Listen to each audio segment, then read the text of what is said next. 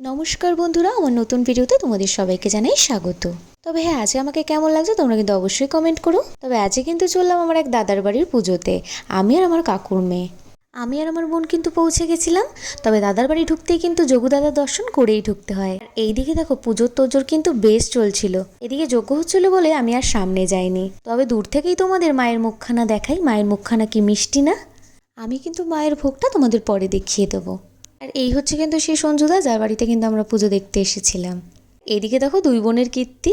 সঞ্চিতা দি মাম্পিদির সাথে মজা করতে করতে দেখতে পাই এদিকে কিন্তু দেবুদার জন্মদিন। তাই দেবুদাকে কিন্তু আমরা ঝটপট করে উইশ করে নিয়েছিলাম। কেকের আয়োজনটা কিন্তু বড়রাই করেছিল। তোমাদের বলেছিলাম মায়ের ভোগের দর্শন করাবো, এই দেখো। তারপরে কিন্তু খাওয়া দাওয়া করে আমরা একটু বেরিয়ে গেছিলাম। তারপরে রোহিত আমায় নিতে চলে এসেছিল। তো এদিকে কিন্তু পানিহাটি এক্সপো শুরু হয়ে গেছে। তোমরা যারা যারা আসোনি তারা কিন্তু অবশ্যই চলে এসো। মেলা আসলে শুধু আমারই নয়, সবারই মনে ইচ্ছে করে জিনিসপত্র কিনতে, তাই না?